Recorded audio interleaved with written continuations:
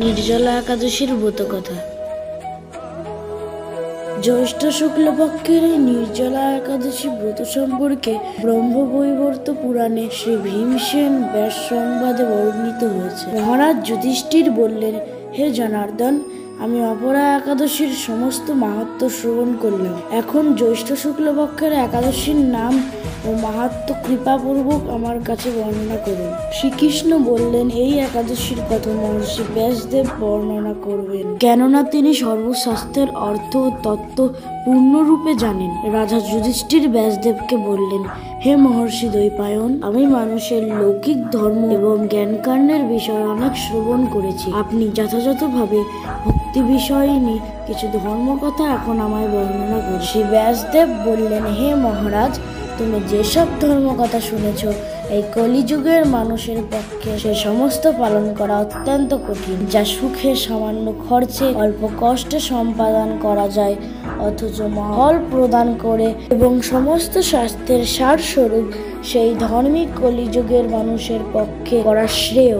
এই ধর্মকথাই এখন আপনার কাছে বলছি। উভয় পক্ষে একাদশী দিনে ভোজন না করে উপবাস ব্রত করবে। দ্বাদশীর দিনে স্নান করে শুচিশুদ্ধ হয়ে নিত্যকৃত্য সমাপনের পর শ্রীকৃষ্ণের অর্চন করবে। এরপর ব্রাহ্মণদেরকে প্রসাদ ভোজন করাবে। অশৌচ আদিতেও এই ব্রত কখনো ত্যাগ করবে না। যে সকল ব্যক্তি স্বর্গে যেতে চায়, তাদের সারা জীবনে এই ব্রত পালন করা উচিত। পাপকর্মে রত ও ধর্মহীন ব্যক্তিরাও যদি এই একাদশীর দিনে ভোজন না করে, তবে তারা যমযাতনা থেকে রক্ষা পাবে। শ্রী ব্যাসদেবের এসব কথা শুনে গদাধর ভীমসেন অশ্বত্থ পাতার মতো কাঁপতে কাঁপতে বলতে লাগলেন, হে মহাবুদ্ধি পিতামহ, মাতা কুন্তী, দ্রৌপদী, ভ্রাতা যুধিষ্ঠির, অর্জুন, নকুল ও সহদেব এরা কেউই একাদশীর দিনে ভোজন করে না। আমাকেও অন্ন গ্রহণ করতে নিষেধ করে, কিন্তু দুঃসহ ক্ষুধা যন্ত্রণার জন্য আমি উপবাস করতে পারি না। ভীমসেনের এরকম কথায় ব্যাসদেব বলতে লাগলেন, যদি স্বর্গাদি দিব্যধাম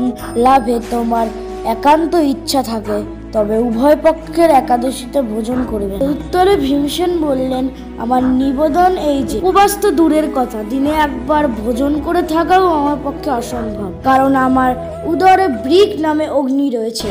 ভোজন না করলেই কিছুতেই শান্ত হয় না, তাই প্রতিটি একাদশী পালনে আমি একেবারেই অপারগ। তখন ব্যাসদেব বললেন, জ্যৈষ্ঠ মাসের শুক্লপক্ষের একাদশী তিথিতে জলপান পর্যন্ত না করে সম্পূর্ণ উপবাস থাকবে, তবে আচমনে দোষ হবে। ওই দিন অন্নাদি গ্রহণ করলে ব্রত ভঙ্গ হয়। একাদশীর দিন সূর্যোদয় থেকে দ্বাদশীর দিন সূর্য অস্ত পর্যন্ত জলপান বর্জন করলে অনায়াসে 12টি একাদশী ফল লাভ হয়। বছরের অন্যান্য একাদশী পালনে অজান্তে যদি কখনো ব্রত ভঙ্গ হয়ে যায়, তাহলে এই একটি মাত্র একাদশী পালনে সেই সব দোষ দূর হয়।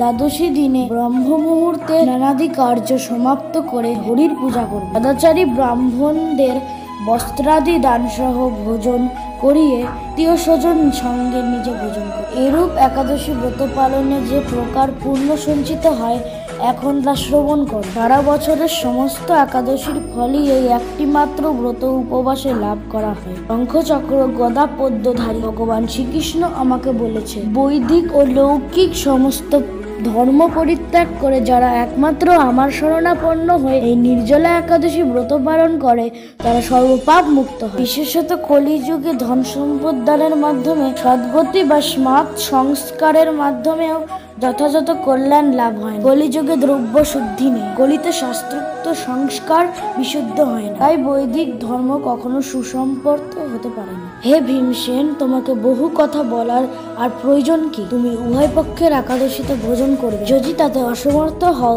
তবে জ্যৈষ্ঠ মাসের শুক্লপক্ষের একাদশীতে অবশ্যই নির্জলা উপবাস করবে। এই একাদশী ব্রত ধনাধন্য ও পূর্ণদায়িনী।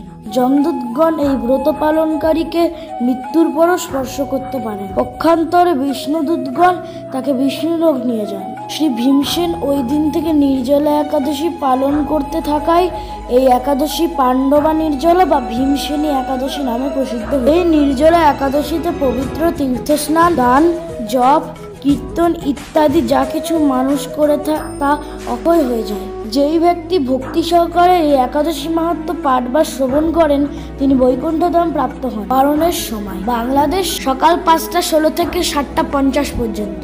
পশ্চিমবঙ্গ সকাল 4:51 থেকে 7:20 পর্যন্ত। রাধে রাধে।